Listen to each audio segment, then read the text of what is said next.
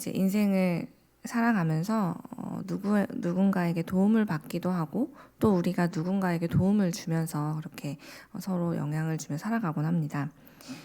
우리가 처음 이 땅에 태어나서 혼자서는 아무것도 할 수 없었던 그때부터 지금 이 자리, 오늘 여러분이 서 계신 이 자리에 서기까지 우리는 정말 많은 분들을 만나서 그 삶의 순간순간 정말 다양한 영향을 받았습니다.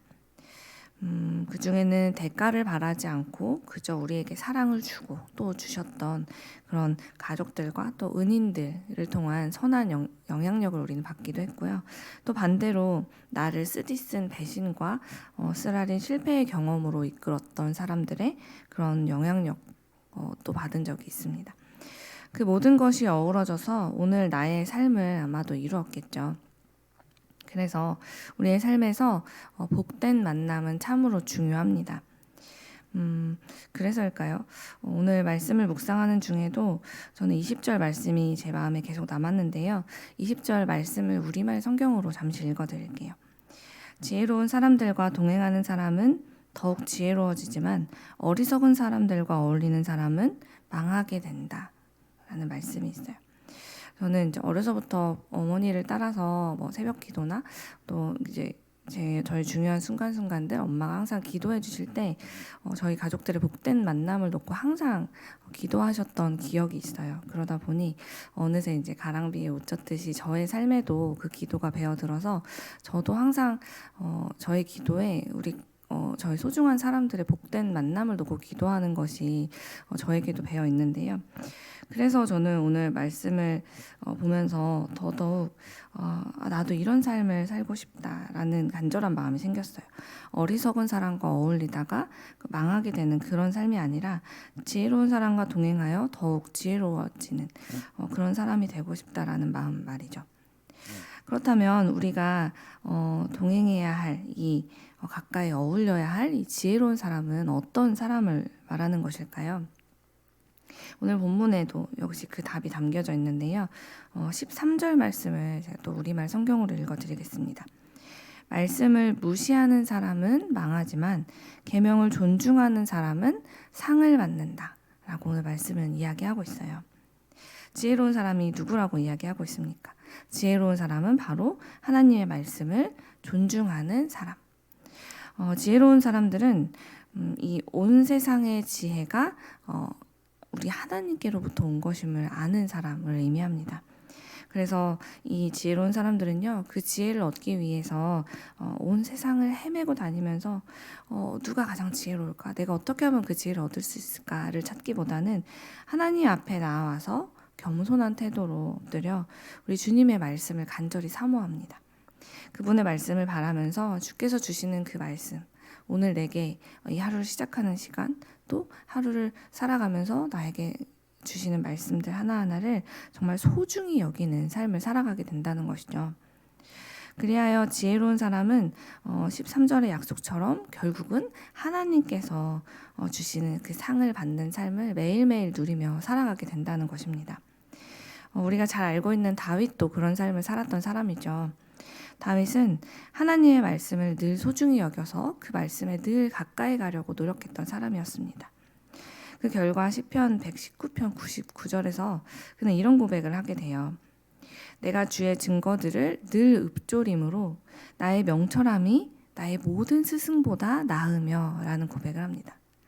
그가 자기를 높이는 일을 즐겨하는 사람이어서가 아니라 정말 다윗은 하나님의 말씀을 항상 묵상하면서 깨닫게 된 그 지혜로 자신이 원래 대단해서가 아니라 하나님이 주신 지혜로 이렇게 이스라엘 백성들로부터 사랑을 받고 또 이렇게 뛰어난 업적들을 남기고 인정받는 성군이 되었다는 것을 스스로도 그 모든 게 하나님의 지혜로부터 왔다는 것을 깨닫는 사람이었고 결국 사람들뿐만이 아니라 무엇보다도 우리 하나님께로부터 이는 내 마음에 정말 합한 자다, 내 마음에 꼭 맞는 자야 라는 그런 평가를 듣는 삶을 듣기까지 했습니다. 하나님 마음에 꼭 맞는 사람, 정말 우리 모두가 간절히 기도하는 제목이자 또 다윗에게도 자기 삶에 있어서 이보다 더 큰 상이 있었을까요? 저는 다윗이 이렇게 하나님만 존중하면서 그분의 말씀을 소중히 여긴 결과 자신의 지혜로는 해결할 수 없었던 수많은 고비와 위기들, 그 어려운 문제들을 풀어낼 수 있는 지혜를 얻을 수 있었다고 저도 믿습니다. 그가 감당하기 어려운 고난과 역경을 정말 남들보다 더 많이 지난 것 같은데도 그 누구보다 든든히 믿음의 자리를 떠나지 않고 서 있을 수 있었던 이유도 바로 하나님께서 주시는 지혜를 때마다 공급받으며 살았기 때문이라고 믿는 것이죠.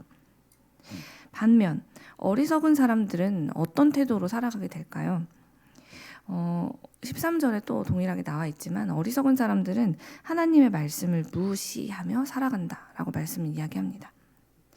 왜냐하면 그들은 이미 하나님의 말씀 말고도 충분히 많은 지식을 소유하고 있다. 이 정도면 됐어. 이것만 가지고도 나는 잘 살 수 있어 라고 여기기 때문이죠. 내가 가진 지식과 경험이 많기 때문에 내가 가진 그 지식, 내 경험을 가장 먼저 신뢰합니다. 그리고 하나님의 말씀보다도 이 모든 것들이 가장 우선되는 삶을 살죠. 뿐만 아니라 세상에서 내놓으라 하는 지식인들을 존경하고 그들을 따르기를 즐거워합니다. 하나님의 말씀보다도 그들의 말이 더 우선되는 삶을 산다는 것이죠.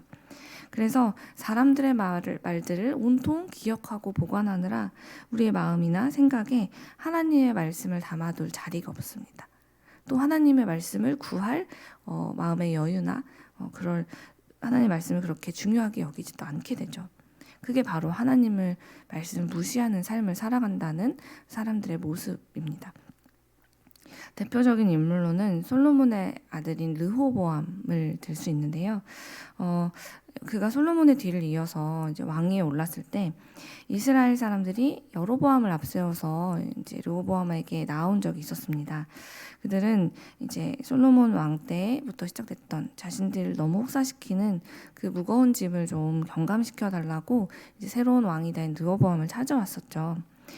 우리에게 이 무거운 짐들을 가볍게 해주십시오라는 그 부탁을 듣고 이제 르호보암은 고민을 하면서 먼저 자기 아버지와 함께 일했던 아버지의 자문관으로 일했던 나이가 많은 신하들을 불러서 어떻게 하는 게 좋을지 이제 조언을 구했습니다. 그리고 이어서 자기와 어릴 적부터 함께 자랐던 젊은 보좌관들에게도 어떻게 하면 좋을까 이 상황을 하고 조언을 구했죠. 나이 많은 신하들은 왕에게 겸손한 마음으로 백성을 다스리고 그들의 요구에 기꺼이 응하면 백성들은 왕을 언제나 충성스럽게 섬겨줄 것입니다 라고 이야기를 했습니다. 하지만 젊은 보좌관들은 정반대의 대답을 내놓게 되죠. 자신들의 짐이 무겁다고 말하는 그 백성들에게 나는 그 짐을 전보다 더 무겁게 하겠다라면서 이 왕의 강력함을 왕권을 더 공고히 하라고 그런 포악한 말로 으름장을 놓으라고 조언을 하게 되죠. 르호보암은 이 두 개의 선택지 중에 안타깝게도 어리석은 친구들의 조언을 따르게 됩니다. 그래서 그 결과 어떤 일이 일어나게 되냐면 하나의 나라가 둘로 분열되는 결국 갈라지고 마는 그런 일을 겪게 되죠. 무엇이 지혜인지, 무엇이 하나님께서 원하는 것인지를 구하지 않고 그것을 분별하지 못한 채로 어리석은 사람들을 따라 그들과 동행했던 르호보암은 결국 자신의 나라와 왕위를 빼앗긴 것은 물론 자기의 백성들 또한 자기만이 아니라 자기 백성들 또한 이렇게 불행 속으로 이끄는 왕으로 역사에 남게 됩니다. 마찬가지로 인생을 살아가면서 우리도 누구를 가까이 하느냐에 따라서 우리의 인생은 이렇게나 큰 영향을 받기도 하고 누군가에게 이렇게 큰 영향을 주기도 한다는 것입니다. 그래서 오늘 20절 말씀은 우리에게도 이렇게 지혜로운 자와 동행하면 지혜를 얻고 미련한 자와 사귀면 해를 받는다라고 단언한 게 아닐까 싶어요. 그러므로 사랑하는 여러분, 우리가 하나님 앞에서 늘 구하는 복된 삶을 살아가기 원한다면 우리는 어리석은 사람들을 피하고 또 하나님의 말씀을 존귀히 여기는 존중히 여기는 그런 지혜로운 사람들과 동행하기를 즐거워하는 삶을 살아가야만 합니다. 그러려면 우리가 누군가를 사귈 때 그 사람의 외모나 지식이나 어떤 스펙이나 조건과 같은 그런 외적인 것에 주목하지 말아야 하는 것이죠. 우리가 사람을 만나고 또 사귐을 가질 때 주목해야 할 것은 그 사람이 정말 참된 지혜이신 우리 하나님을 소중히 여기는지, 그분을 하나님으로 인정하고 무시하지 않는 사람인지, 하나님께 늘 그분의 말씀을 가까이 하면서 그 말씀대로 살기 위해 노력하지만 때론 넘어지기도 하지만 그럼에도 불구하고 그 말씀을 꼭 붙들고 살아가려고 애쓰는 사람인지를 그것을 보면서 그런 지혜로운 사람과 평생의 친구로서 동행하라라고 오늘 말씀을 이야기한다는 것이죠.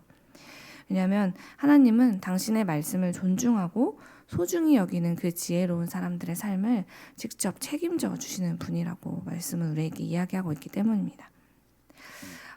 세상은 갈수록 막막하고 참 한치 앞을 알 수 없는 그런 암담한 길 속으로 들어가는 것처럼 보이지만 그렇다고 해서 늘 낙심하지 마십시오. 왜냐하면 그런 때일수록 삶의 방향을 제시해 주시는 우리 하나님의 이 밝은 빛, 이 말씀은 더욱더 밝게 빛날 것이기 때문입니다. 그러니 죄로 깜깜한 이 세상을 살아가는 동안 우리는 무엇이 진짜 빛인지를 찾아서 헤매이지 말고 여기에 있는 우리 하나님께서 주신 분명한 빛 대신 말씀을 붙잡고 살아가는 우리가 되고, 또 그래서 이런 또 같은 주의 빛을 붙잡고 살아가는 이들과 함께 연대하면서 나만 좋은 영향을 받으려는 것이 아니라 이 땅에 여전히 길을 잃고 헤매고 있는 수많은 사람들에게 밝은 빛을 비춰주기 위해 나아가는 그런 선한 영향력을 발휘하는 지혜로운 사람이 우리 자신이 되기를 원합니다. 난 정말 좋은 사람들과 만나고 싶어 라는 간절한 소망을 갖는 것도 너무 중요하지만 사실은 우리가 그 사람이 되어야 하는 것이거든요.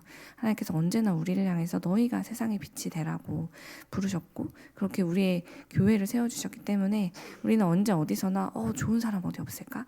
나에게 유익이 되는 사람을 만나고 싶은데, 나도 그런 지혜로운 사람과 동행하고 싶은데 라는 간절한 소망을 갖는 동시에 하나님, 내가 그 지혜로운 사람이 되게 해주세요. 내가 오늘도 하나님의 그 말씀을 소중히 여기며 이 땅에 그 사실을 아직 알지 못하는 사람들, 하나님의 말씀을 무시하며 어둠을 걸어가는 사람들에게 오늘도 진리이신 이 말씀을 붙잡고 지혜의 길로 인도하는 그들과 동행해주는 그 사람이 제가 되도록 저를 사용해 주십시오 라고 기도하고 그 길을 향해 나아가는 세상의 빛 이레교회가 되길 간절히 소망합니다.